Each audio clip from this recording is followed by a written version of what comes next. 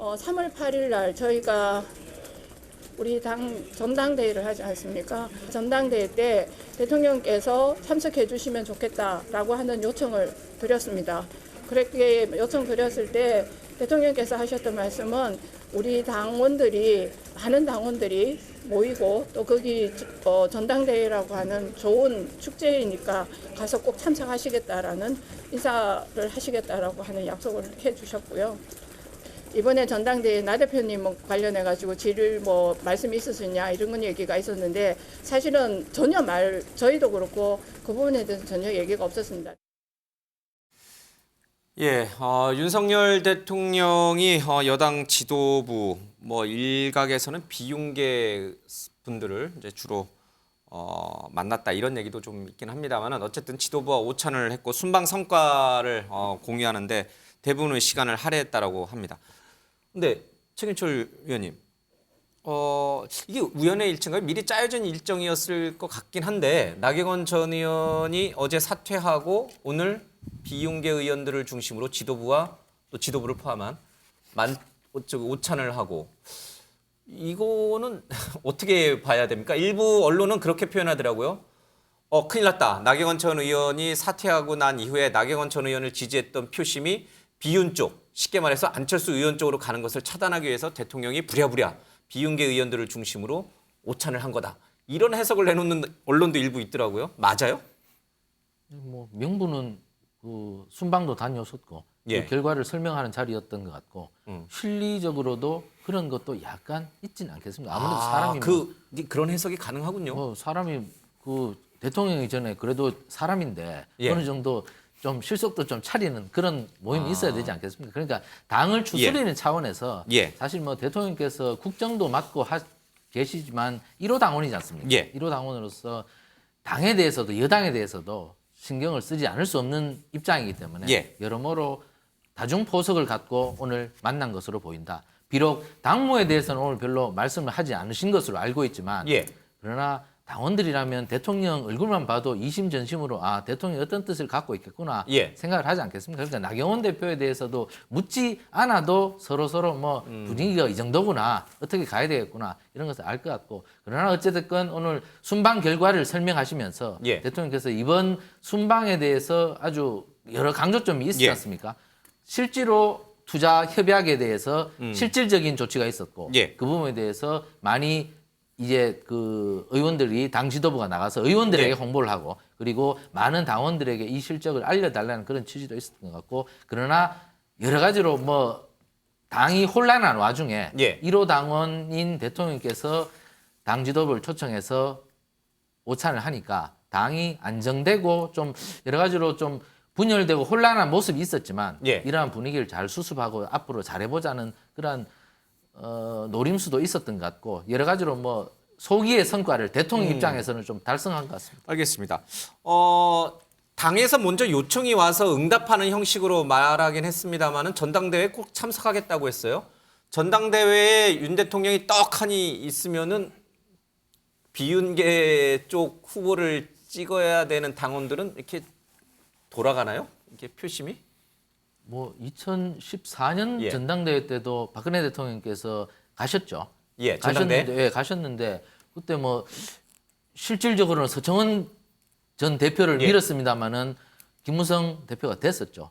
간다고 해서 무조건 당원들이 그렇게 따라가지는 않죠. 대통령이 전당대회에 나온다고 해서 당심이 다 윤심으로 바뀌지는 대통령이 않는다. 하라는 대로 현장 당원들이 투표가 없잖아요. 현장 투표 없이 온라인 투표이기 때문에 대통령께서 현장에 오신다 하더라도 현장 투표가 아니면 안 되고 그러니까 온라인 투표는 이미 전국 각지에서 다 해서 올라온 건데 그 집계해서 발표하는 게 전당대회지 그 자리에서 어떤 대통령의 착석으로 인해서 영향력이 막 좌지우지 될 거다. 그건 조금 과도한 상상인 것 같습니다. 그러니까 상징적으로 가시는 거지 특정 후보를 응원하러 가시겠습니까? 저는 그렇게 봅니다. 그 과거에 2007년도에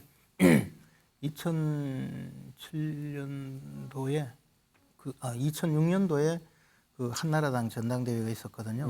당시 이제 대통령은 아니고 직전 이제 당 대표인 박근혜 전 대표가 그 참석한 상황에서 그 이재호 의원과 강재섭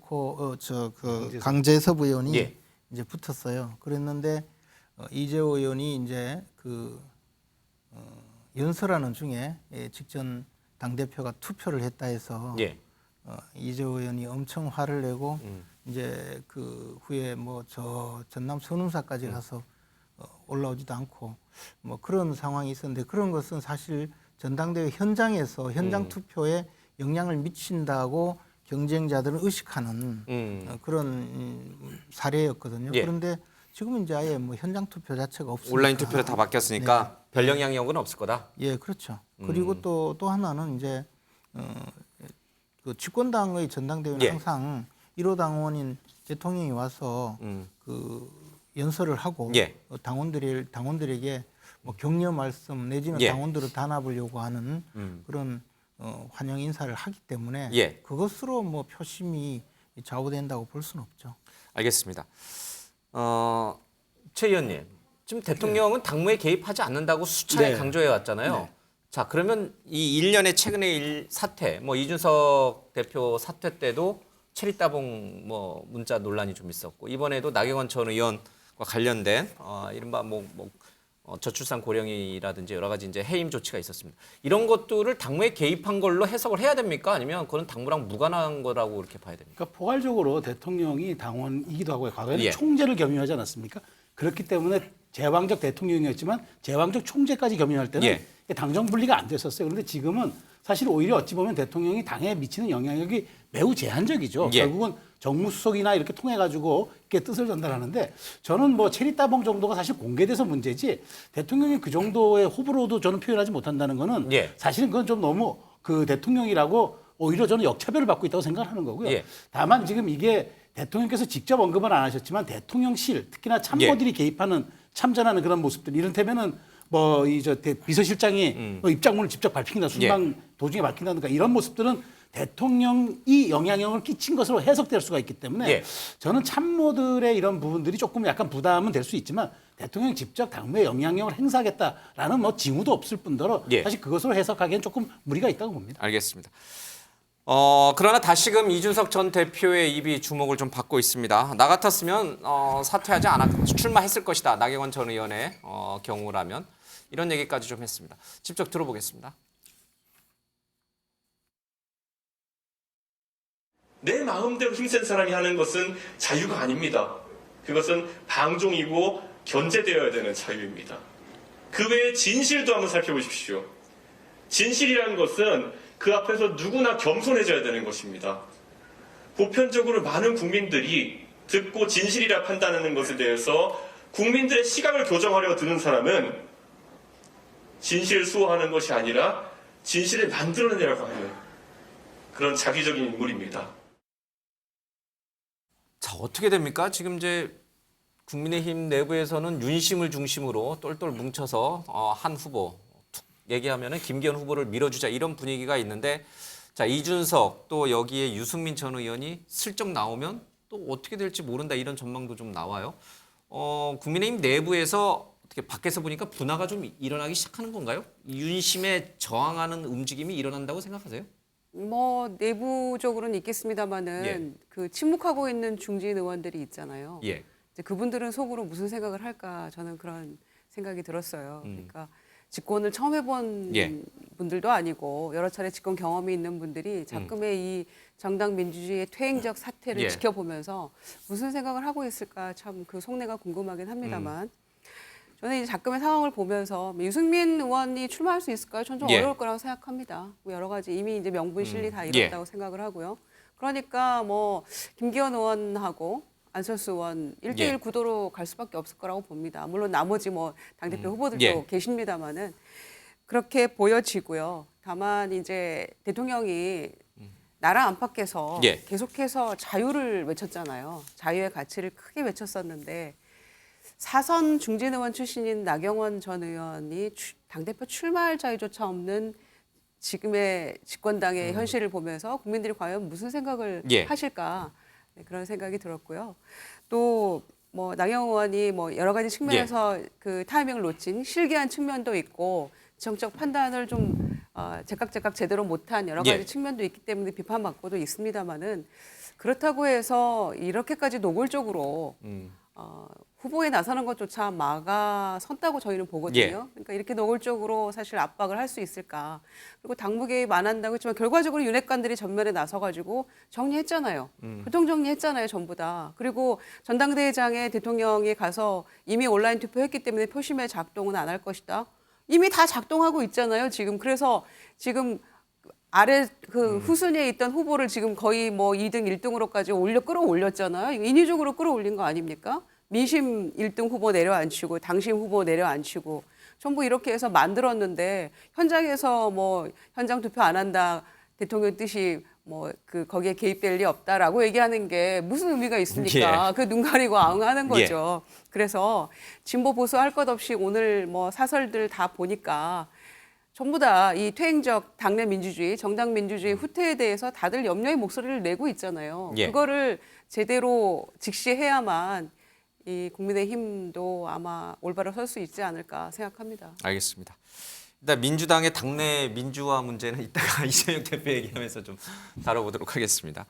자, 오늘 법무부의 대통령 업무 보고가 있었습니다. 한동훈 법무장관과 윤 대통령 얘기 들어보겠습니다. 국가에게 어떤 비전과 가치라고 하는 것은 우리 헌법에 다 써 있습니다. 지금 법무부, 공정위, 법제처가 그야말로 우리 대한민국의 그 가치인, 우리가 지향하는 가치인 이 헌법을 수호하는 기관입니다. 반법치 행위에 강력하게 대응해서 법 질서를 확립하겠다는 점도 보고 드렸습니다. 반법치 행위에 대한 법과 원칙에 따른 대응이 윤석열 정부를 지지하고 선택해준 국민들이 선택한 이유라는 점을 잘 알고 있습니다. 반드시 그렇게 하도록 하겠습니다. 한동훈 장관이 오늘 업무보고에서 한 말 가운데 좌표 찍기를 통한 집단 괴롭힘 등 범죄에 적극 대처하겠다 이 얘기가 있었습니다. 좌표 찍기를 통한 집단 괴롭힘. 이거 민주당 두고 한 얘기인가요? 민주당이 이 이재명 대표 수사하는 검사 쭉 리스트 이렇게 이름하고 사진하고 공개했잖아요. 그게 나경원 전 의원 두고 한 얘기 아닙니까? 나경원 전 의원을 좌표 찍기한 그러니까, 윤심을 그러면은 엄단하겠다 이렇게 지금 한동훈 법무부 장관이 말씀하신 조리돌림이 나경원 전 의원한테 한 국민의힘 행동이에요, 실제로는. 예. 아니 그렇게 또 장재원 해석을 의원이 하시는군요. 대놓고 그렇게 얘기했죠. 예. 초선 의원 47명이 성명을 발표했죠. 예. 이게 조리돌림이죠. 검사들 이름 공개했다고요? 법적으로 공개 가능하다니까요. 예. 그다음에 모든 신분들은요 과거에 예. 예를 들면 친문재인 검사라고요 다 사진 받고 도표그래가 다 내놨어요. 예. 그때 한동훈 법무부 장관 뭐 하셨습니까? 그때는 아무 말씀 안 하시다가 갑자기 지금 올라와서 그 지금 수사하고 있는 거 공공기록물 공개에 의해서 법에 의해서 다 공개돼 있어요. 예. 그러니까 제가 볼 때는 본인이 선택하면 본인이 말하면 정의라고 생각하는 것 같아요. 본인이 정의가 아니라고 생각하는 거 부정이라고 생각하시는 것 같아요. 예. 말이 안 되는 얘기인 거죠. 본인이 계속 반법치행위 말씀하시는데요. 예. 최근에 이 마약 수사 해야 됩니다. 맞습니다. 근데 왜 이런 얘기를 하느냐? 소위 검찰의 수사권을 분리한 부분과 관련해서 예. 이런 마약 수사 등을 통해서 검찰 수사력이 필요하다라고 하는 것을 보여주려고 하는 거 아니냐? 예. 이런 판단을 이런 의구심을 갖고 있는 측면들이 분명히 있어요. 근데 이거 어디서 결정했습니까? 국회에서 통과시킨 입법사항이에요. 이거 안 따르면요 반법치행위예요. 본인이 반법치행위를 지금 부추기고 있으면서 입으로는 반법치행위를 잡겠다고 얘기하면 본인이 앞뒤가 안 맞는 말을 하는 거잖아요. 알겠습니다. 제가 볼 때는 아무래도 나경원 전 의원에 대해서 예. 본인이 가슴이 아파서 저런 말씀을 하는 거 아닐까 생각이 듭니다. 근데 사실 이제 전후 맥락을 살펴보면 한 장관이 좌표 찍기를 통한 집단 괴롭힘을 언급한 것은 아마 이제 온라인 상에서의 이제 연예인들이라든지 유명인들을 향한 이제 범죄 행위에 대해서 엄단하겠다 이 맥락이 맞을 텐데 이제 우리 또 정치인들은 해석을 이거 검사들 좌표 찍은 민주당 의원들 혼내주는 거 아니야 또 이렇게 생각하고 또 한쪽에서는 나경원 의원 좌표 찍은 오히려 국민의힘 친윤계들을 좀 엄단해야 되는 거 아니냐 이렇게 이제 받아치는 것 같습니다.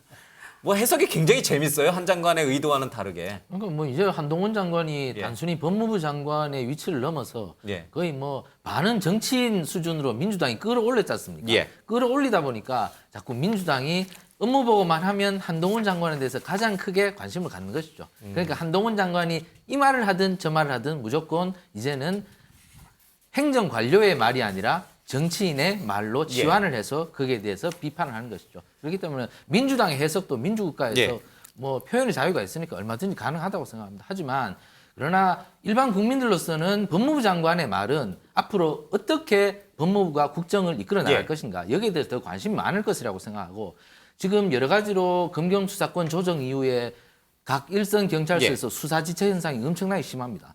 그래서 뭐 한동훈 장관이 얘기하는 사람 깡패라든가 뭐 이런 사람들도 제대로 잡아들이지 못하고 있어요. 마약 수사도 마찬가지입니다. 그렇기 때문에 한동훈 장관이 오늘 강조점을 둔 것은 민생 현장에 국민들을 괴롭히는 사람들을 척결하겠다는 그러한 법무부의 의지의 표현으로 저는 읽습니다. 그렇기 때문에 지금 국민들이 많이 답답해하는 것이 많습니다. 지금 이렇게 경기가 나쁘면요, 뭐 보이스피싱 같은 범죄도 엄청나게 늘어납니다. 그러니까 국민들이 뭐 할머니나 할아버지 약자들이 소액 100만 원, 200만 원 막 떼이고 막 이런단 말입니다. 그런데 그거 경찰서에 가보십시오. 경찰이 해결을 못합니다. 지금 사건이 많이 쌓여서. 그렇기 때문에 국민들이 지금 어려워하고 국민들이 답답해하는 부분에 대해서 법무부가 좀 뚫어주겠다는 그런 말을 표현한 것인데 어쨌든 국민들에게 위안과 위로를 주는 것인데 뭐 민주당으로서는 그렇게 뭐 해석을 할 수도 있다고 봅니다. 아마도 김정욱 행정관의 얘기를 한 장관이 아마 들었으면 내일 아침 출근길에 또 한마디 할 거예요, 분명히. 민주당뿐만 아니라 언론도 한 장관의 이 말 한마디 한마디에 굉장히 관심이 많은 것 같습니다.